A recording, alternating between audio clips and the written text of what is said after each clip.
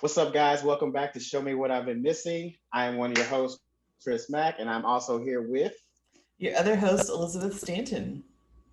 yes. And we are here today to talk some more Sex in the City. We're talking episode 13 of season two, The Games People Play. Uh, First of all, your thoughts on this episode, because I have a few. This one is very focused on therapy, but it's this show is so weirdly anti-therapy, Yeah. which I just for as like progressive as it is, and like explore yourself, explore your sexuality, and all that means. Actual therapy, oh, that's a terrible, like it's the boogeyman of like um it's and calling I don't if calling it self indulgent is bad, so bad. They do that a Yeah. lot. And this is Yeah. this is the first episode that super heavily focuses on therapy. It's come up in the Uh, past, and they paint Miranda goes, and they paint it as her being like really neurotic, and like it being a problem that she goes to therapy.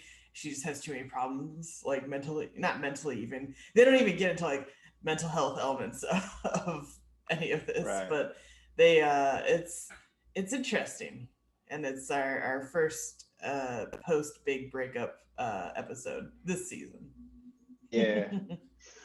Uh, well, that's kind of the same thoughts I have on this episode. It's like because that's kind of the contrast of like the juxtaposition of like the progressiveness of the show, but Mm-hmm. also the time that the show is based in. Because Mm-hmm. we're still in the late 90s, early 2000s, and mental health wasn't a thing Yeah. socially. Like it was Right. like if you went and saw a therapist, you were crazy. Like that's like the Mm-hmm. only way that people went to go see therapists is like if they finally just decided that they are losing their mind or some shit like that, Yeah. or if they had like serious mental health issues like schizophrenia or something like that, Mm-hmm. then you would go see a therapist. But other than that, like for normal everyday problems, you just suck it the fuck up and do your job. Like that's Yeah. what it was, I that feel like mentality of the at that time. lots of sitcoms or anything that was mostly comedy based treated Yeah, like going to a therapist as a big joke and a yeah, big yeah, punchline. It was like yeah. a silly thing for the character to be doing, Right. and they only needed to go for one session or whatever, or if they only went for one session, then it was Kind of. if not Yeah. cured, but they were like, I don't need it now. I talked to them for Right. like 1 hour and I'm Right. fine. Or oh, Well, or they, I mean, they did that in this episode, right? exactly. She only went to 3 sessions, and she was like, I don't need to go anymore. Like I Yeah, figured it out. You yeah. know, even though she clearly didn't figure it out from the Not mistakes she even. made in this There's four episode. more So. seasons of this nonsense, so yeah, she didn't Mhm, figure out mhm. shit. That's for damn sure. That's for damn sure. We got 4 more seasons. She ain't figured nothing out. Otherwise, it'd be one more season. Yeah, it would wrap up That'd at be the end the of end season of, two. yeah, it'd be the end of the series. Yeah, for Mm. sure. That's really funny. So let's get into it. So there's a lot of questions, not questions. I do have questions for you Mm-hmm. specifically. Mm-hmm. But I do like you started the episode. I guess should we talk about Carrie first? I guess Yeah, since we she's like might the as main well because thing. she had kind of the Yeah. biggest through line, and it Right. was she was the biggest focus. And so, like in the Yeah. beginning of the episode, she's going on and on and on to her friends about, what he never, Big never deserved her. Right. She's going to be living a great life, da, da, da, da, and on about Big. And like they finally have like an intervention. They're like, go to fucking therapy. And we're sick of hearing about it. Well, you know Which, what though? Before that, I do like the idea because she was saying that like you have more freedom after you get out of a relationship, yeah, and you that, kind of do. mm-hmm, But a lot of times that's seen as a negative thing and not a yeah, positive thing. She was kind of looking at it as a positive thing. She's like mm-hmm, getting her laundry done. She's getting all these little tasks that she, because like that's we do that. Like yeah, as people, we get into a pretty severe, serious relationship. We start letting the little things slide, meaning like we start the little things that we should be taking care of that end up adding up to big things, mm-hmm, and which is more stress later. We start to like let that go because we're preoccupied and putting our energy into being with that other person. So there is some truth to that. You do get a little more freedom, and like it was like great because I was like, yeah, the last relationship I was at, I'm like, when I got out of it, like I got a lot of shit done as soon as that was over. Like, don't get me wrong, I was sad, but I did get a lot of shit done. You know what I'm saying? Like, I got a lot of things. I definitely caught up on a lot of work that I should have gotten. Hide the sadness in productivity. Yeah, absolutely, absolutely. So I agree with her on that. But about yeah, the girl saying that she needs therapy. I ain't going front. I used to kind of have the same mentality of Carrie about therapy. I used to be like, man, there's no like that's like the fact that like therapists are human. So the fact that another human is going to tell me how I should be thinking or how I should be conducting my life is ridiculous because they're just as flawed as me. And I actually had that idea from a therapist I met that was an alcoholic. And he was an alcoholic. Yes, he was an alcoholic because he was depressed that he was getting divorced. So I'm like, how are you a therapist? You ain't got your shit together, bro. Like you over here drinking, you're drinking out like literally all day, every day, and you're telling people how to conduct their lives. That's the premise of the show In Treatment on HBO. Like now it stars Uzo Aduba as the therapist, but like and like she goes to therapy, I think, as well. Okay. But which is great. The like first run of the series had what's his face? Gabriel Byrne was the therapist, and so like it was like 5 episodes a week, and like the first 4 it was whatever patient he was with, and then the 5th episode was him in therapy. So the therapist was in therapy. I forgot that. Yeah, I forgot that. Yeah, I watched that show. That was a great show, by the way. It definitely. I'm glad it came back. It was a fantastic show.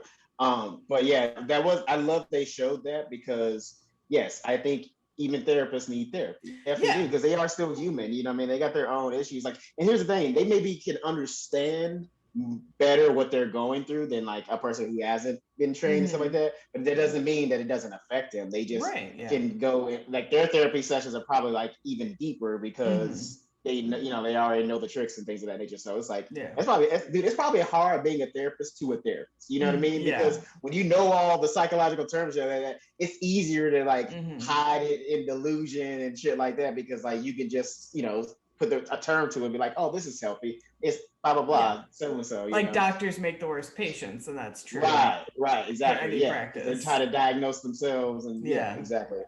And I did feel like when they're like, we're tired of it. I've run into that problem myself with like venting to family when I was having a really rough time with like work and how stressed I was. People were like, well, just fucking quit, or like they were kind of tired of hearing about how sad I was, and not in like a shut up, what you're feeling doesn't matter way. It was like, I literally don't know how to help you. You need to go to somebody professional. And that's where they're at with her. It's like, obviously you vent or you like talk things out with friends or family or whatnot. But sometimes if you're like spiraling about stuff, which I was at the time, like they just have no way to help you. There's no and they know you need help in some capacity, but they're like, I have no tools for this. I have no like, and what I'm telling you, you're dismissing because you're spiraling or what have you, or you're stuck in like, your own headspace about it, and so you can't see any advice I might be giving. And you almost really truly need an objective third party for a lot of situations.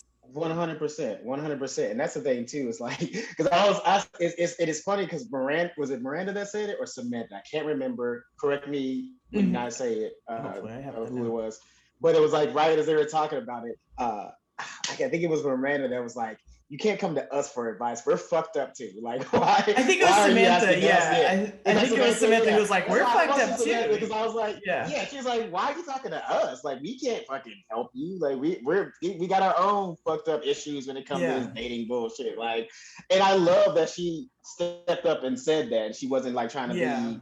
Oh yeah, I do have the note. Yeah, I got all the problems solved. Yeah, Samantha says it was the blind leading the blind. Yeah. Right, the blind leading the blind. I was like, that is so, and that's what I was thinking too when she was even talking to me. I was like, why is she talking to these bitches? They don't know. Like Charlotte's all kind of in like fucking fantasy land when it comes to dating, and Miranda's so fucking wound up and uptight in her head. Like, you really want advice from those two? Like, if anything, I could see her maybe sitting down and talking Samantha's ear off about it. But even then, the only thing that would really stop her from like getting really good advice or Samantha just being bored.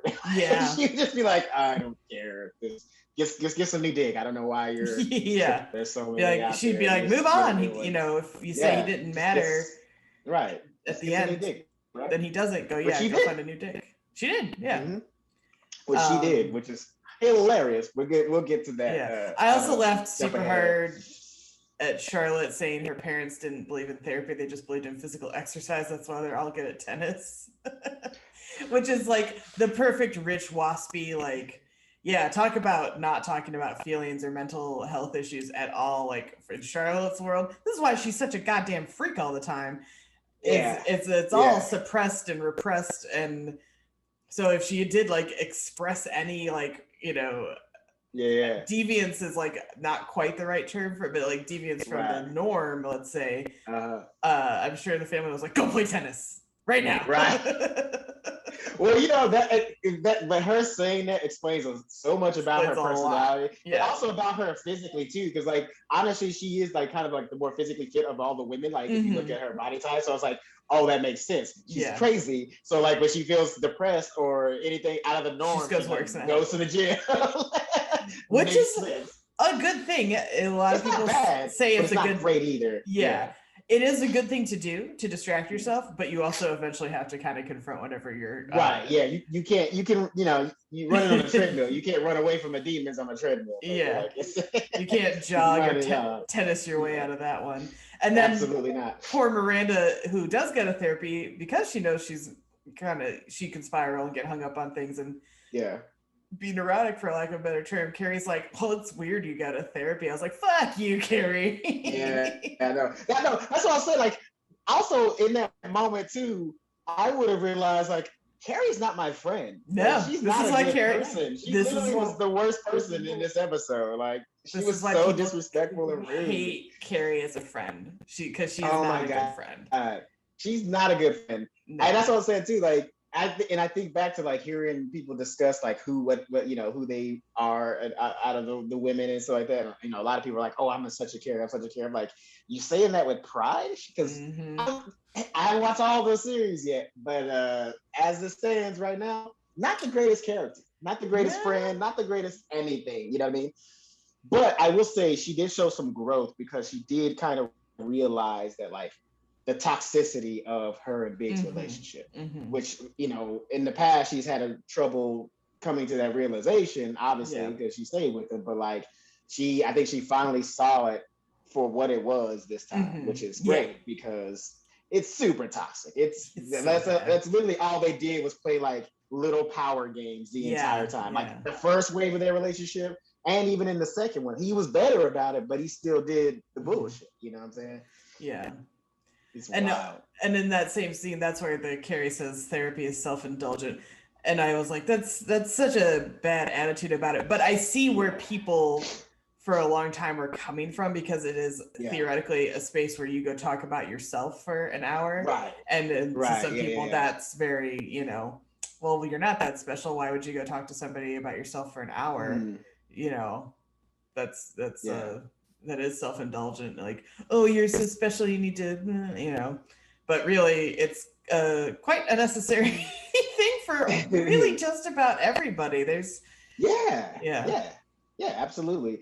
And but I again, like you just said, like I can get where that idea can form, because you are literally going into an office and like talking about yourself for an hour and having questions asked about you, and it's just all about you. So there is a little self-indulgent there, but that's also, while it may be self-indulgent, while it may be self-indulgent, it's also the only path to healing. When it comes to therapy, like if you just go in there and like ask about the therapist's life, like what else, you know what I mean? Like that would just be weird. You're like, why are you even here? You just want a friend? If you wanted a friend, you could go other places, like go to a bar, meet somebody. You know what I'm saying? But and luckily in the next scene, Stanford backs everybody up and says everybody has a therapist. Okay, no,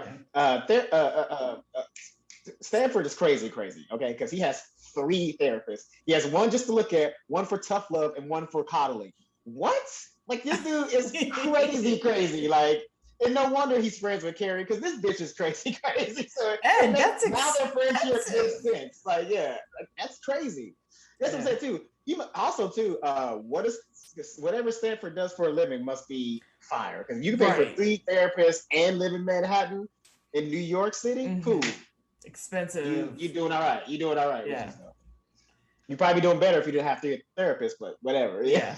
Clearly, you got the means. And then I liked that Miranda does recommend a therapist, and Carrie goes, and it's a high-profile one that works with Gwyneth Paltrow. Yeah, I was like, of course, Carrie goes to a celebrity therapist. Why wouldn't she? Of course, she does. If she's gonna do therapy, she's gonna have to go to a celebrity therapist because she thinks that she's a celebrity in her own life. Yeah. More than, you know what? I feel like Carrie thinks she's more of a celebrity than Samantha does. Yeah. And you know what I mean? Because like Samantha's kind of been humbled here or there as far as like her status in the social hierarchy, but like Carrie has it. And I'm pretty sure dating Big didn't help either because he was kind of famous within the social circles of Manhattan. If he's the quote unquote Donald Trump but better looking type, then she's he was like he gave her more status, so she probably got her. Whatever, Carrie, you were in page 6. You were in page 6 once with the Yankee player. Whoopty freaking Well, she did get the cover. She did get a cover of a magazine. But she looks like shit. I mean, a cover's a cover, That's true. No press is bad press, all right? All press is good press. I mean, I have not been on the cover of a magazine, so I've been in a newspaper like once or twice. That's about it. Same. Yeah. So but go ahead. I was gonna say, so she gets to therapy and she says the friends can't handle her. And then I wrote all these notes because I was very interested in this episode too. So the doctor asks about, Carrie's ex, but she deflects, and then she's like, I'm a solve your own problems kind of gal. But then she finally cracks and talks about Big, and that admits that it was all game playing, as you mentioned earlier. Yeah. And then the doctor says, is this the first time you dated a man who couldn't give you what you wanted? And Carrie kind of agrees and tells Carrie, like, you might be picking the wrong guys. Yeah. Which later in the episode, we find out the therapist was right on the money because she literally picked like probably the worst guy she could date. But you know what? Okay, so I'm gonna talk about it now because I have a theory that I kind of want to throw out there because so she ends up meeting another patient of her therapist and they end up like flirted and then they go out and she ends up sleeping with him and then finding out the next day that the reason why he's in therapy because he sleeps with women and then like loses interest immediately. Of course, it's that's a big punch in the gut. I don't care who you are, or how much confidence you have. Like even if there was a woman saying that, I'm like, oh damn, I kind of. And what a piece of shit for. He drops that bomb after they fucked. What a piece of shit. Right after they fucked, which is kind of savage. But here's the thing: that encounter actually ended up being the best encounter she could have had for a post-relationship situation because she easily could have like because of how she was not dealing with her shit with Big, she could have easily like thrown herself all into this dude and try to make this relationship bigger than it was when it wasn't and hurt herself a lot more than just hooking up with him now and then letting it be. So low key, she kind of did like a genius move without even knowing it. Without meaning to, yeah. You know what I mean? Without meaning to, because like she was, and you could tell she was about to fall head over heels for him. You know what I mean? You could tell like the way they were playing the Twister game and how she was looking at him over dinner and things of that nature. Like she was definitely gonna, Plus, he's Bon Jovi. He was good looking. I ain't gonna lie. I have never been a Bon Jovi fan. I've never thought Bon Jovi was cute. I've never really liked much of their music.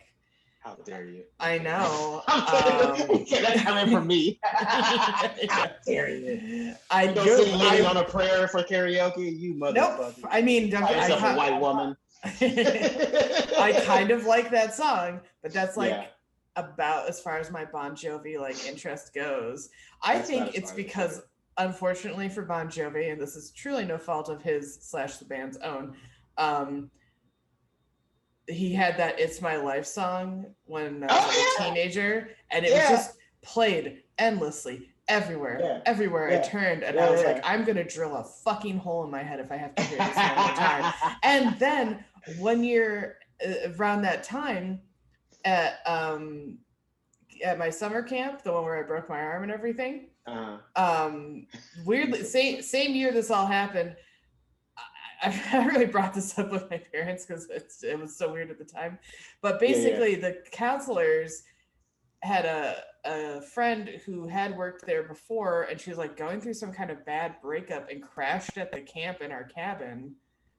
And she would play Bon Jovi songs on repeat. Oh, no. And like I would try to be listening. I'm like, do you fucking mind? I am trying to listen to the Bare Naked Ladies, and you will not stop playing your fucking Bon Jovi song. And it was like the same 3 songs. I heard Wanted, Dead or Alive a million times over. Classic. Whatever the like they have some kind of like I Will Always Love You type song, and I can't remember what it is. I know I don't know the name of the song, but I know the song. Yeah. And so that got played a lot because apparently that was like her and her boyfriend's song. And she was like constantly crying and shit. It was so fucking weird. No. And but how were you again for this time? I was like 14. Still weird. It's super weird that and like we weren't really pressing it on you guys. Yeah. And she like was like talking to us about it in like a group and like being sad about stuff and like reading a diary entry and all this crazy ass shit. And I was like, what the fuck is happening? And then I broke my arm and it kind of became a moot point because that really overshadowed my confusion. Yeah. Because they basically, like I don't know what was going on with her. Like she was like a former employee and I think it was like starting work technically the next week as well. So it wasn't that weird for her to be there, but it was still weird. But anyway, all that combined has made me just kind of like fucking hate Bon Jovi a lot. So when he appeared in this episode, you kind of cringed a little bit. I was like, ugh. And again, he is just not my type physically. I don't find him cute. I'm not saying he's ugly or anything like that, but I'm just not into him. No, like you can tell you can look at somebody objectively. Like I can see why people think they're attractive. The appeal. It's kind of how I feel about Pete Davidson. Like I can kind of see why girls find him attractive. But I personally think he looks weird. Yeah. But then my other favorite Bon Jovi thing though is on Saturday Night Live when Bill Hader used to do the Italian talk show thing where he was like Vinny Medici and he'd speak in the gibberish Italian and then he had Bon Jovi on one of the episodes and he was speaking to him and Bon Jovi goes, I'm sorry, I don't speak Italian. He goes, but you are Bon Jovi. He's like, yeah, but I'm from New Jersey, I don't speak Italian. He's like, but you are Bon Jovi. I love that sketch. It's so stupid, but it's so funny. I love Bill Hader. Definitely one of the best cast members is Bill Hader for sure. But fun to watch. So Bon Jovi is doing his thing with Carrie. But before all that happens, after the doctor says you picked the wrong guys, Carrie's back with the girls, and Samantha's like, yeah, you do pick the wrong guy. She was like in denial. She was like totally in denial, but then literally the guy she picks next is the wrong guy. Yeah. Like, and he gets in, and they get back into the game playing thing though. Carrie's annoyed that she thinks the therapist thinks she plays games, but Charlotte, again, who desperately needs therapy, she's like, games are great and it's the only way you can control everything in a relationship. And I just wrote down yikes. Oh my god. When Miranda called her out for being delusional, I was like, okay, Miranda, finally somebody said some shit because this bitch is totally. And because she's like, oh, it's part of. She's like, maybe the game's not over, maybe it's just halftime. Why would you even? What kind of advice is that? Kind of psycho shit. Why would you want her to go back to that toxic ass man as a friend? Like you're just so like she's just so like encompassed with like the idea of love and marriage and kids that like she doesn't even care if her friend was like dying the whole time she was in a relationship. She's just like, you should just be with somebody. Yeah. What are you doing alone? At least you're almost married. Right. Like that was like the closest thing you're gonna get to marriage. Why would you leave that? Like, no, man, what's wrong with you? Jesus Christ. Crazy. Yeah, and Miranda does call her out though and say, like, you should be in therapy, Charlotte. And I was like, hell yeah, Miranda, right on. And then Samantha did helpfully sum it up and say it's in general it's slim pickings, and I wrote amen, sister, because yeah, I agree. Now let me ask you this, because well, one,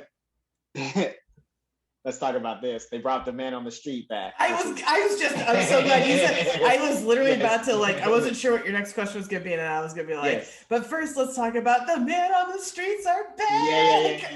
Yeah. The man on the streets. I thought they were done, and I couldn't remember.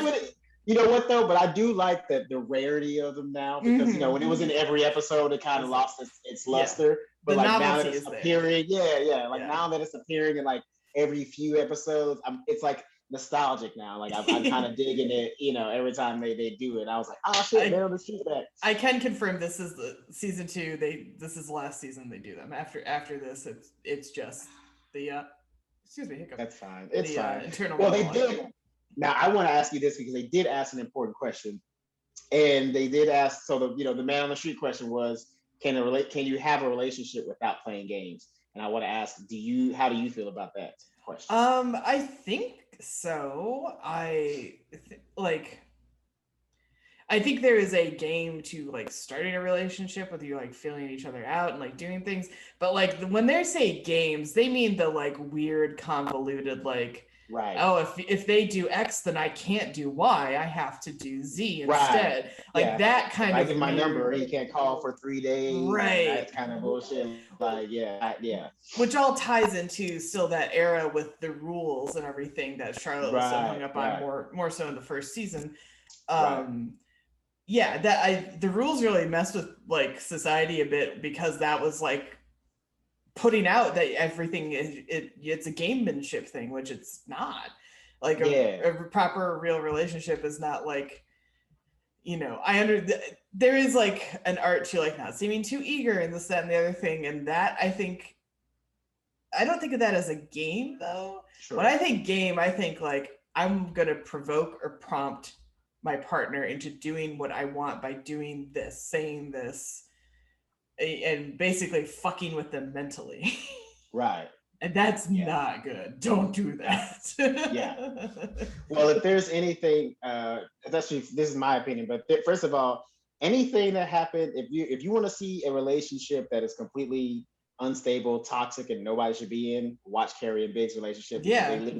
They played all the games of power that you could try to play to like get the upper hand. And that's the thing too, is like, to me, I like what you were talking about, like the initial stuff where you're just kind of flirting and you're kind of like feeling each other out. Sure, you can classify that as being games, but like, it's not a game of like, you're trying to win power. You're trying to get closer to a person. So it's like you almost have to play that game up front. Right. But at a certain point, the games have to end, and you have to start getting into the real shit and not be toxic. And so if you're 3 to 6 months in those little like bullshit games, then like, what are you doing? Like, you're just in it for the game. You're not in it for the relationship. Yeah. And you're trying to fight for power, even actually together. You know what I'm saying? So like, you can't have a true relationship where you're playing games like that. Like, oh, they texted me, I'll have to wait like 2 hours before I text them back, blah, blah. Like that kind of shit is bullshit. You know what I mean? Like that's like within like if you like each other, just be it. Why do you have to play games? Well, yeah, within the context of the show, every episode with her and Big was a game until they finally confronted each other. Like the toothbrush shit, like leaving things behind. She would do it all sneaky, like, and then he'd like return it, and then she'd like do it again. Like, instead of just saying like, hey, I need to leave some stuff here because it makes my life easier. You know, that's how she ends up punching him in the fucking face. Like, I know. That's what I'm saying. Yeah, they play a game so much to the level of toxicity that it ended up being physically violent. Yeah. Which again, and even when the episode, like, think about it too, she punched him in the face, a few episodes later, she's throwing food at his head. Yeah. Because, I mean, he brought it on. He brought out that in her. So I'm not gonna put that on her because he was doing some shit to make her go off. But at the same token, that should let you know that this shit is not supposed to, you know what I mean? But the thing about it is, I think a lot of people look at shit like that and they put the label of passion onto that kind of behavior. And that's not passion. That's toxicity is what that is.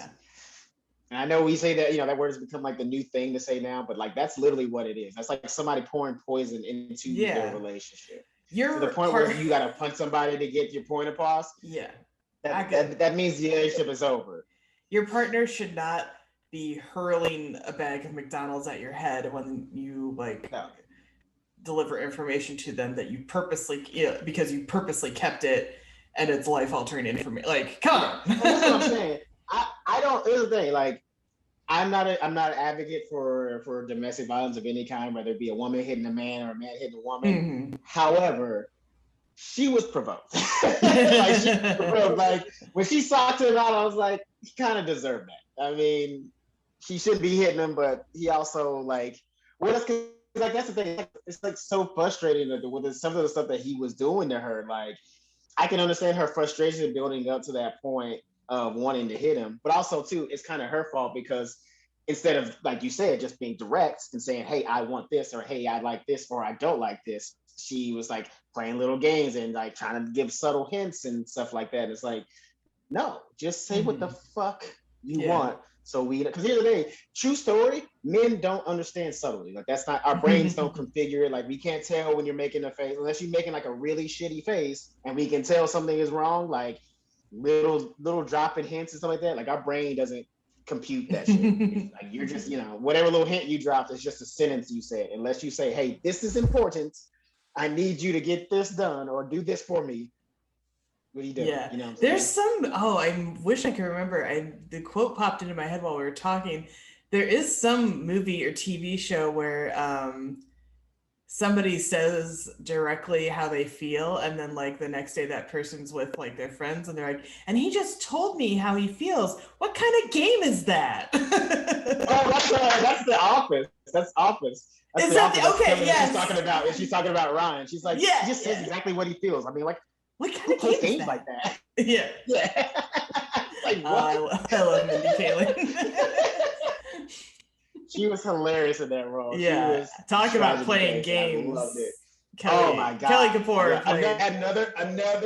Another form of a very toxic relationship. Her and Ryan's relationship was disgustingly toxic. So bad.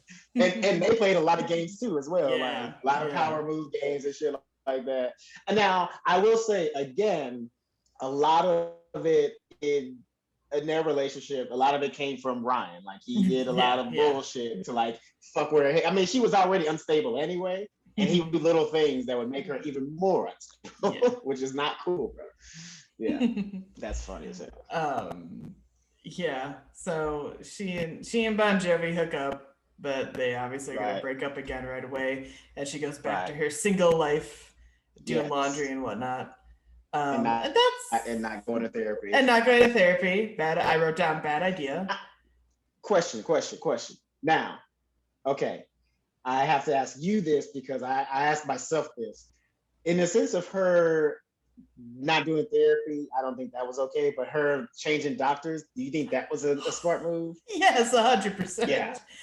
Okay, cool. Yeah. Because I was in therapy a few years ago, and I'm actually still looking for a new situation.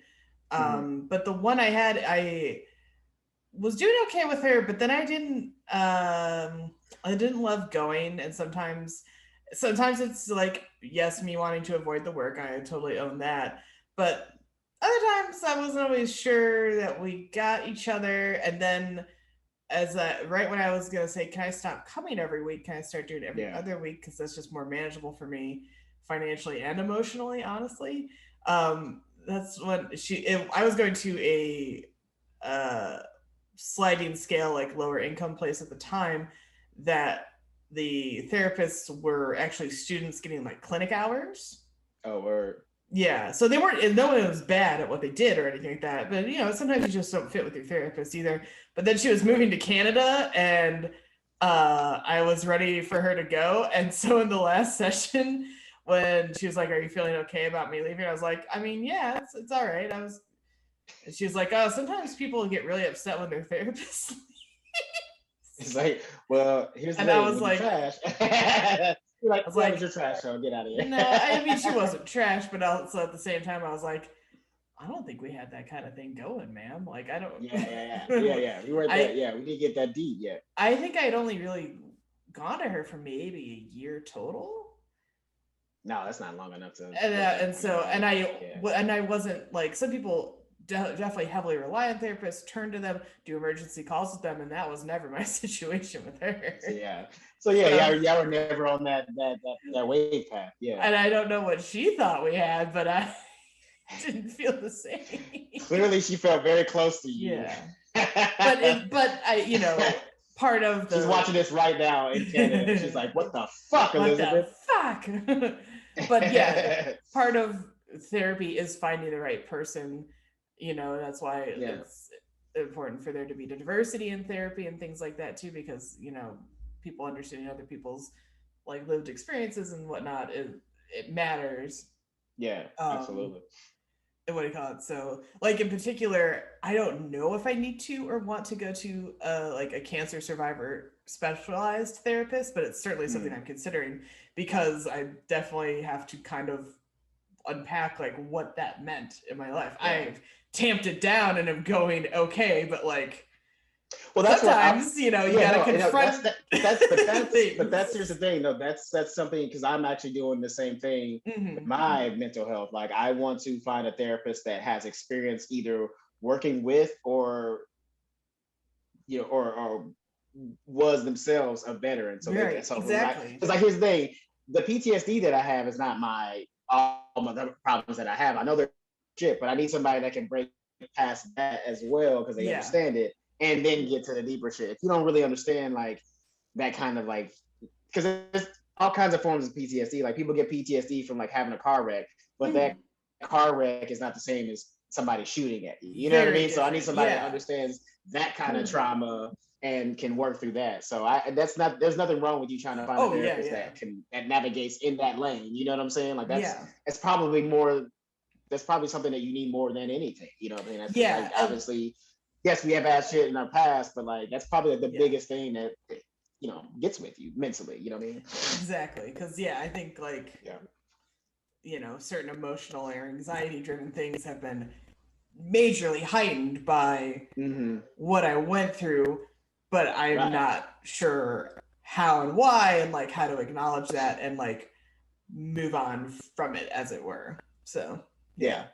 I totally get you. Totally hear so you. Carrie needs to go to a therapist who also has terrible boyfriends and terrible taste. At least some experience with it. Yeah, I don't know if there's a therapist out there that has that particular work set, but she definitely needs to find it, because she's definitely not done with therapy. She might be done with that therapist because of the mistakes that she made, but she definitely needs more therapy. Yeah, and I don't know. I mean, there's not, I think, rules about patients dating each other. I mean, there's definitely rules with patients dating therapists. Dating a therapist, that's completely unethical. You can't do that. That's a no-no. Go to jail. Yeah, big time. Yeah, it doesn't matter. Yeah. And I'm pretty sure even you can't even date like a former patient. I think that's right. Like, it's a big. I think, because the idea is essentially you can kind of like, I mean, it's not the case every single time, but the idea, if you're dating your therapist, is like they kind of have a power over you. And for sure. Yeah. You know what I mean? So like, you can't. That's some pretty that's some murky waters to dive into. And I also think, being like, if you were dating another patient is weird. It's one thing if you as a couple go to a therapist and you're seeing the same therapist. Right. I think that's different. But like starting your relationship in the waiting room, I don't know. Right. Yeah. Maybe don't do it. Yeah. Maybe don't do that. Yeah. I mean, that's the thing. It's like, yeah, that's how I was going to ask you that. It was like, do you think you can have romance when you meet somebody in a therapist's office? Mm-hmm. I don't know. Like, well, I because you can't judge something like that, but also maybe don't date somebody that sees the same doctor as you. That just, for sure. Yeah. I mean, obviously, you know what I mean. Like I can understand. Like dating somebody that's going to therapy is not a problem, but like dating somebody that's seeing the same therapist as you, that can, because then that's also weird because that puts the therapist in a weird situation, right? Because like, what if her and Bon Jovi like dated for like 6 months or a year? You know what I'm saying? Like she's gonna be coming in talking to her about him and he's gonna come in talking to her about her, and that's just, you know what I mean, like, and that could be like, that's just, yeah, that's a just patient that's confidentiality, right. Yeah, it's a patient confidentiality thing, because regardless of their relationship, whatever is said to the doctor isn't in confidence, you know, that the doctor will not say or use it basically against them in like their relationship. So if that happened in that show, In Treatment. Remember the pilot ended up dating one of like, there's an episode where Blair Underwood, who, you know, just looks incredible at everything he is, but like he's like playing like an Air Force pilot or something like that. He ends up like dating the therapist's other patient that's like the patient that's like in love with him, the doctor. So it's like weird. There's like this weird love triangle thing going on. You know, and like he came in and was talking about like sex that they had and made the doctor uncomfortable. It was a very weird few episodes when they were dating. Yeah, it was very awkward. Yeah. So and it's funny. Recently, like there's a headline where Kristen Bell said she and Dax Shepard just bitch about each other to their therapist, but I think it's like a couples therapist that's meant to know. Right. It's not like they go to the same therapist and are exchanging information, but still. Yeah, that's weird. So next thing we got, let's talk about this crazy shit. Do you remember the last woman on Man of the Street interviews?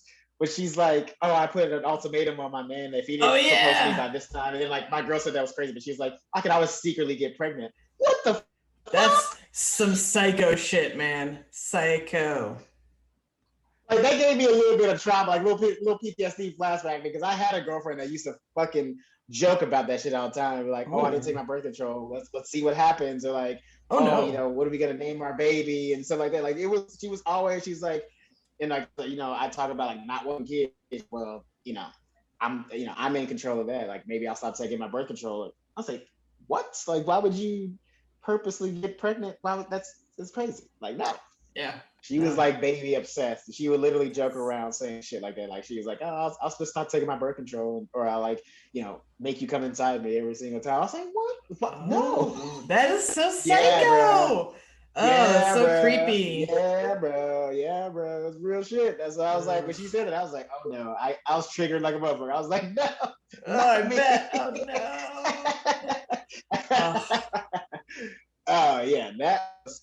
I just want to point that out because that was like, it was some bizarre, you know, of course there's always bizarre shit said in the Man on the Street interviews, but that was like, time out. You got issues, baby. Yeah.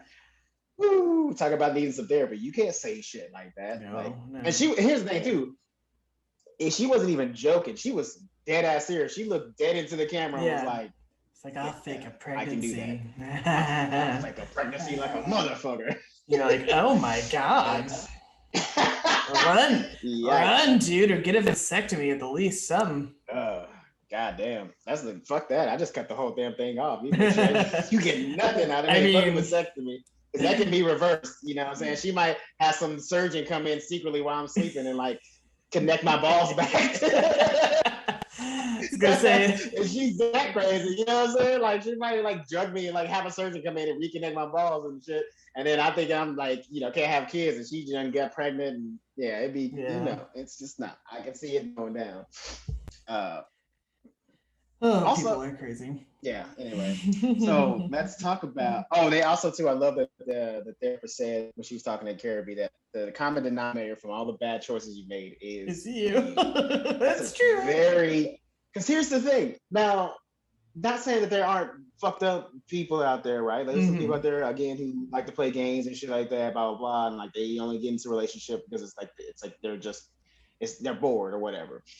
But again, though, but here's the thing: if you're a serial dater like Carrie is, and you keep finding these relationships that, if you're a serial dater and you're constantly in the game, and these relationships keep not working out, there is a common denominator, and it is you. And there is a point where you have to like stop putting the blame on other people and look inside yourself and figure out maybe there's something that you're not bringing to the table to make these relationships last. You know what I mean? Yeah. So I'm glad she pointed that out, because because I've even done that for myself. There's been times where I was like, oh, this girl was this, girl was that, but there was also like, I also did some shit too. You know what I mean? Like, yeah, it's very rare if a breakup is caused by a one-sided endeavor. It's very, very rare. Yeah. There's always two sides to every breakup, definitely. Yeah, and that's why, especially like the guy I was so hung up on and everything, I like, he definitely did like me dirty in a lot of ways, but I'm like, but I made, mistakes too about not being in some ways super clear about what I wanted from him. And I didn't play like a game or anything like that. I just sort of like didn't express anything, and then it didn't really go anywhere. Yeah. And so there's that element too, like it not quite working out, and also he was into someone else. So like I said, there's still blame in his part, right? But the third person into there is also Oh, okay. So we got Carrie out of the way. Can we talk about Samantha? Because we absolutely can. Because I fucking hate sports, and I could never. I don't care how good that dick is. I could never fucking tolerate. Let's give some context. Okay, so Samantha ends up meeting. So they go to a sports bar on sports night where ladies drink free, which, whatever. Which I get, because like they were clearly like one of maybe 10 girls in that entire place. So I get why they drink for free. They need to be able to tolerate all that testosterone in there. Totally get that. So Samantha ends up meeting some guy who's like totally into the Knicks and only likes to have sex if they win. But first off, I want to go into the realness of this whole thing. Like, I just don't see Samantha being attracted to a guy who yells at the TV screen. You know what I mean? Like, I feel like that would be 100% beneath her. I feel like she'd look at that and be like, ew, gross. Fuck? I don't know, but I guess she's just horny and weird and into it, because all the other guys she's dated have been like so like high end, if that makes sense. Like but what's funny is he's a huge Knicks fan and like hooting and hollering at the TV, but he is like, they also say he like imports like designer handbags or something like that. So he is like a high class guy. He's just also like a sports bro at the same time. Sure, yeah. But I agree, like I don't picture her with a sports bro. Right. Well, here's the thing. I can see if she met him like at some kind of like dinner party or something like that, I can see her going for him. But like in that setting of him yelling at the screen and shit like that, like I just didn't believe that she'd be turned on by that. And she was watching him yell, and she was like getting all moist. I'm like, what? Yeah. I mean, he made eyes at her first, so I guess I don't know. But but then I just didn't find, and I feel like, here's the thing, not just Samantha. I feel like most women, because even if a girl likes sports and like, likes a guy who's like passionate about things, no girl is no woman I've ever seen, even if she likes sports, is turned on by a guy like yelling at the screen with intense, fervent passion. Like, man, I've never seen that. Off-putting. I'm not a big fan. It is. Like, you can be a sports fan, but like when you're that obnoxious about it, like, come on. And like I've said, I'm not into sports at all. But I also, like, if I date a guy or I'm with a guy or whatever who does and is into it, like, I'm totally cool to like be like, that is your thing, go enjoy it. It's just not something I'm going to very rarely want to like sit on the couch with you and watch a sports game. Like, you better be prepared for me to be reading during it or doing like craft or something. Like, I'm going to be otherwise occupied, because it's just not my thing. And I'm sure there would be things that, like, on the flip side, he wouldn't want to watch or do or whatever with me. And that's fine and healthy in a relationship. You do not have to do every single thing together. But the only problem would be like, is if they were like, no, being like doing the sports thing is all I want to do, and you need to be part of that. But then, I mean, I feel like there'd be other compatibility issues. But I mean, when I'm on dating sites and they like put, that sports are a big thing or they're a huge fan of something, unless there's other like factors that get me excited, I'll swipe left because I'm like, if that's your whole personality as the sports team, it's definitely not going to work out for me. Well, yeah, if you're one of those guys that refer to yourselves as a we when you're talking about your sports team, get out. Get out immediately. Don't want you around. Don't say we need to. Don't say our defense. Shut up. Get out. You're not part of the team. I don't care how loud you scream in the stands or how loud you scream at a television show. You are not on the team. Stop saying we. I just hate that shit. As a guy who likes sports, I hate when motherfuckers say we need to. Shut up. Shut your mouth. We don't need to do it. We need to sit our ass down and drink this beer and watch them score points. Not there's nothing else that we can do. We're not in this together. We're not in this together. Yeah. Because let me tell you something. I watch football. I don't want no 1,000-pound man hitting my body. So there's no we involved. Because if I see a motherfucker that's 6'3", weighing like 500 pounds coming towards me, I'm running the opposite direction. Like, don't put the ball in my hand. So that is a them. They can play. There is no we. But she gets with him. But then, like you said, he only has sex with her when the Knicks win, and they were having like a terrible season apparently that year, or at least with the show. Here's the thing. That was hilarious to me that he only wanted to have sex when she won, because I literally have an uncle that's the same way. No. Real talk. Like, he's one of those, he's a big Cowboys. What do they do after basketball season? Do they have sex freely? Well, he's I don't know if he watches basketball, but I know when it comes to football, he's a huge, mega Cowboys fan. Oh, okay. And if they lose, he won't answer his, like, when the game's on, he won't answer his phone. You can't text him, you can't call him, you can't even talk to him. And if they lose, leave him the fuck alone. Like, he doesn't want to be around anybody. He's so pissed that the Cowboys lost. Yeah, every game. And that's, again. May I ask how old your uncle is? He's well into his 50s now, but okay, that's too goddamn old for that. Oh no, you're not wrong. I don't agree with this behavior at all. I don't agree with it 100%. None of it. I just needed those things to be entered into the record, and I'm good. And that's fair. I accept that, because you're absolutely right. Like, there's no reason you should like not speak to your family and shit like that. Right. Like, does he have kids? Like, what? Like, was a wife pregnant during Cowboys season? Like, was he not going to answer the phone if she went into labor? Like, you can't do that. Probably not. He like turns his, like, it used to be he would at least leave his phone on. Now he turns it off completely.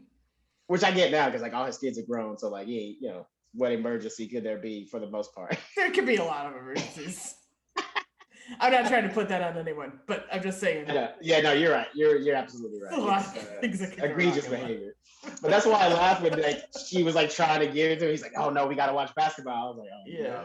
Then I loved the punchline to that though, of like her being like, "Yay, they won the season. We can fuck now." And he's like, "No, it's time to watch the Mets. It's baseball season." And I was like, I would have screamed in his face too. I would have because at least if he just said Yankees, like, she would have had a lot more sex during the season than watching the Mets play. That must have been the Mets. That was probably what joke. Never getting fucked. That was probably the joke within the context of the show that I didn't get until you mentioned it. That's a good point. Like, Yankees. Yankees have a way better winning record than fucking the Mets ever had. Yeah. Not saying the Mets never had a good year. I'm just saying when it comes to the game, they play a lot better. Mm-hmm. For sure. Oh man, because they're all on roids, though, right? I don't know. Sports? No, they just the Yankees have a lot of money, so they can go buy a lot of players. So what they like to do is the Yankees for sure is that team that likes to import their players. Like, a lot of their players come from like Cuba or the Dominican Republic and shit like that, or Puerto Rico. And they're like, especially the Dominican Republic is like, baseball is huge in the Dominican Republic. It's probably bigger than football or soccer to them. And like, they're actually Dominican, like, they like to get people from the Dominican national team because those guys were like undefeated for like 17 years. Yeah. So, obviously they know a little bit about baseball. Well, yeah. That's why the Yankees are so good, because they got enough money to import players from like all the good countries. I do know that's where Big Papi is from, the Red Big Sox. Papi! My brother's a big Red Sox fan, so I know that much about it. And Red Sox do the same thing, but they like to pretend that they don't. But it's like, motherfucker, you live in Boston. How many Dominican motherfuckers live in Boston? Get out of here! Stop playing. I've tried so many times to like be a sports person or be into sports, and I just I'm too old. I can't do it anymore. I can't pretend. Like, don't start now.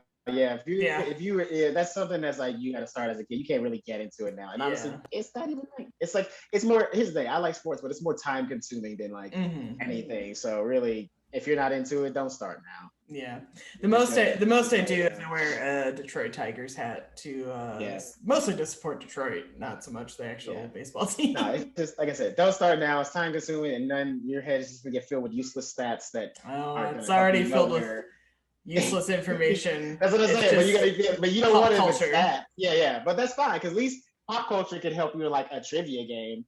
You know, unless you're at a sports bar talking about only sports and you got the stats, they really don't matter. That game show I went on where it was a trivia game show, and I watched like some episodes to prepare, and I didn't see a lot of sports questions, if any. And so I was like, oh fuck yeah, finally it's a fucking show that's not doing sports trivia. Hell yeah. And during the taping, there were like 3 sports questions, and you almost like, I don't know if they have me on camera, but you can just see it in my face where I'm like, God fucking damn it.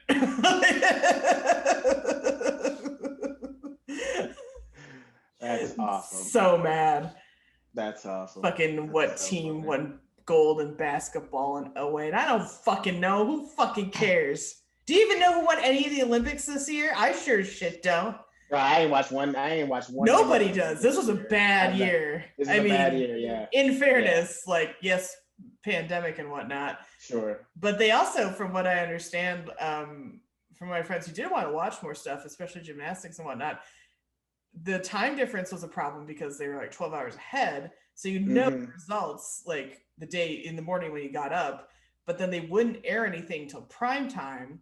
So what is your incentive to watch the routine or what have you in prime time when it's also maybe available on streaming, but not everything was available like through Peacock or NBC Sports or NBC. So between like 3 different ways to view the Olympics, you couldn't really get a full experience if you wanted one. And it was like just a chaotic mess.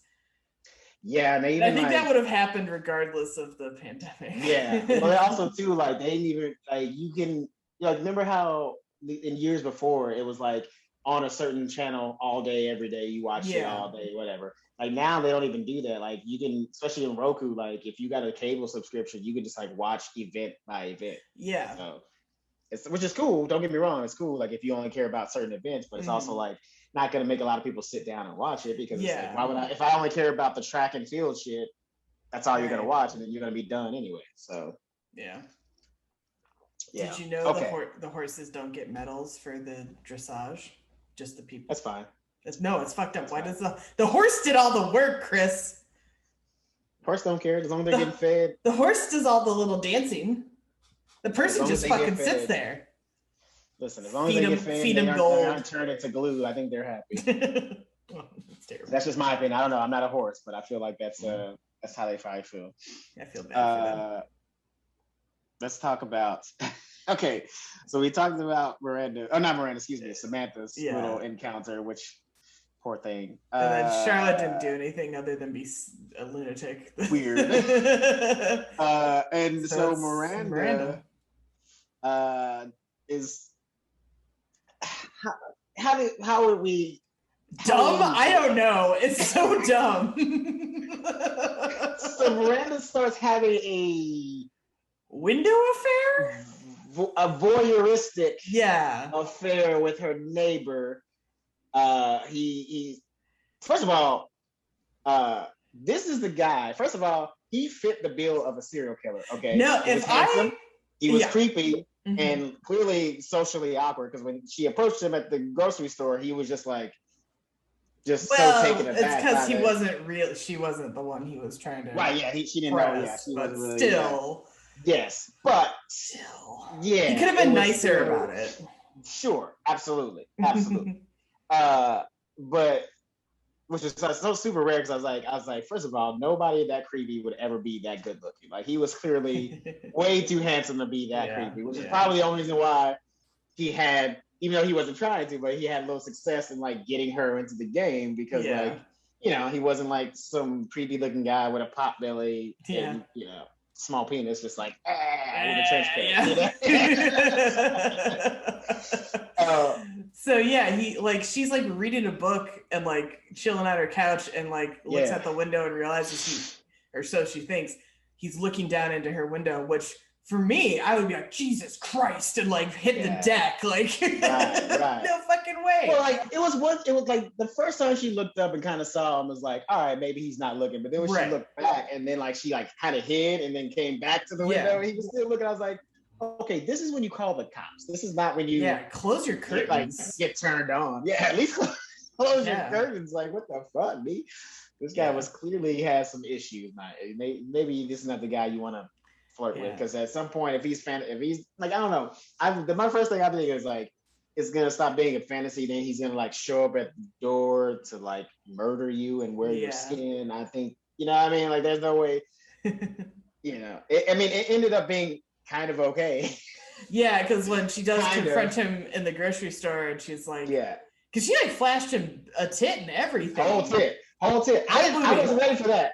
I didn't know that she was gonna flash a tit. I thought she was gonna. I thought they were just gonna imply, like, you know, pull in and then like cut to him and his face, like, oh, no. It's been so long Miranda T. since I've seen the unedited ones on actual HBO, like as they were intended. So I also was like, oh God, she really did show her whole boobie, whole tit, whole left breast, whole left side. I was like goodness gracious. Yes, but yes, did. In the grocery store, she confronts him and is like, hi, I'm the woman you've been like window flirting with. And he's like, oh, you're the woman who lives above the guy I've been cruising, because he's apparently a gay guy and they've been, I don't know, flashing their dicks at each other through the window this whole time. And then she's like, okay, sorry, and just like panic runs out of that store. I mean, I would too. Oh my God, yeah. I mean, poor thing, like, I mean, listen. They make a joke of her calling the therapist the next day. Yeah, I 100% would be like, you have to. I have been traumatized. Let's talk. Well, I still don't give a fuck. That's what she deserved after what she did to Skip. That's exactly what she deserved. I'm still pissed about it. I'm never letting it go, Miranda. You ain't shit. Flashed your whole titty for no reason. For no reason. But probably made someone else in another window very happy. If anybody, well, that's my thing too. I still feel bad for her because that's embarrassing for anybody. Like, even though she low key deserves it, but still, that's fucked up. Also, too, man, how did the dude not see her? Yeah, she's like prancing around and like really getting into it. Yeah. How did he not like? The angle, I mean, at least as we're being presented it with the filming, it does look like he is looking right in her apartment. Right at her. And how would he not like? I mean, I know he's fixated on the guy below her, but I mean, even if you're looking down, you would still see a woman flash her her boob at you. Right. Like, and you might want to, the gentlemanly thing to do, whether or not you're interested, would be to signal, oh, not me, sorry, down one. Yeah. I'm trying to jerk it with the guy below you. Like, if you're only listening to the podcast, I did a lot of really absurd hand signals. So watch on YouTube as well. Well, I mean, he could at least make like a little sign. It's like, hey, I'm actually looking at the guy beneath you. Sorry, like, not you. Sorry, not straight. Trying to hook up with apartment below you. Have a good time though. Yeah, I mean, because even the way that he like.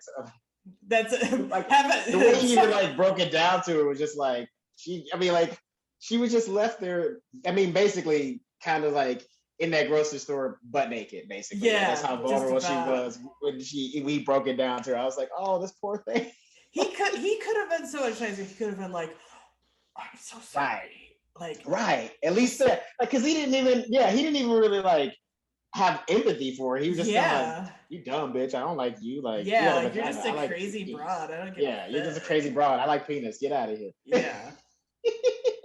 See, that's the sign. To be fair, yeah. I mean, like, I don't know, because like I don't know, man. I guess because like I don't have that kind of desire or whatever. But I feel like, yeah, if I was, I don't know how I feel about a woman that's like into me staring at her through a window and like, being out. I mean, I don't know. Yeah. That's just weird.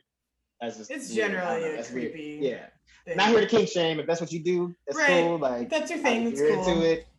I'm not, I'm not trying to say it's Yeah. wrong or whatever. I'm just saying for me, I don't know if I'd be necessarily inclined to like get with a woman that's okay with me. Yeah.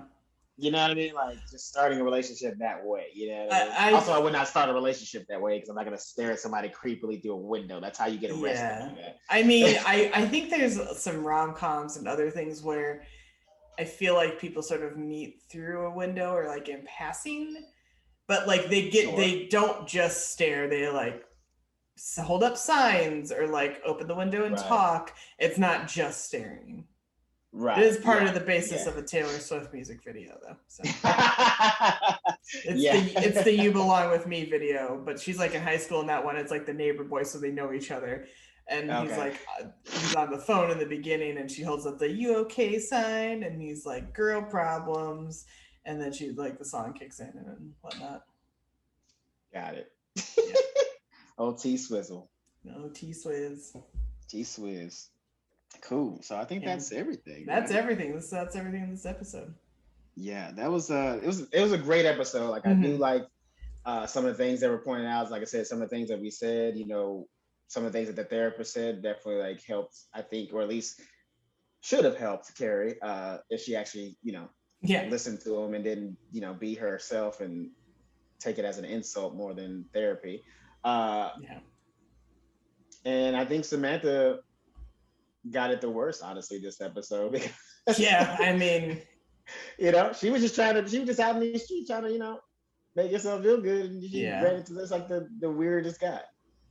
Yeah, like, it's like being stuck at like a Super Bowl party where there is like no alternative like ability to discuss or do anything. Right. Yeah, and that's also too like I don't. Another thing that just didn't strike me is like. I don't see those girls staying at a bar like that with a sports bar. Absolutely not. Yeah. No, I don't see that. I was like, I can see them walking in and liking the idea of it, but then like after an hour being like, we gotta go. I used to when I first moved here. There were a lot of alumni from my college who would watch the Saturday football games, which you had to be up at 9 because of the time difference. Right. But because I didn't know a ton of people and was trying to network a little and make friends and everything like that, I'd go, but I was bored to tears because I didn't give a shit about the game. And everybody was very still into the football game. And I like kind of made friends, but no one I really like stayed connected with. And then I just stopped really going. I was like, oh, forget it. I can't. I'm going for what is trying to be the benefit of myself, and I'm miserable while I'm there. I haven't made any connections or gotten any work through this or made any friends, like friend, like we're hanging out on a regular basis. Like it was people like they're not bad people, obviously. Like it's just I wasn't clicking with anybody, and they were kind of their own friend group to begin with. And so I was kind of like trying to muscle. It felt like I was trying to muscle in on something that like. While they're not being rude or anything like that, it wasn't, no one really. No, I totally understand that feeling. I dated a girl who was like in a kickball league. Oh yeah. And sometimes she would invite me to like go hang out with like her kickball team and shit like that, and like after games and shit like that. And I felt the same way you did. Like they all had this like crazy, months of competing and stuff like that rapport, and I just felt like I was just like in the way of that. Yeah, because they were all fans of the football team, of the Michigan State football team to begin with, and like would go to games during college. I snuck in to the big Michigan State U of M, crosstown rival game in the last 2 minutes because security just didn't care. Looked at it, kind of went, okay, and then left.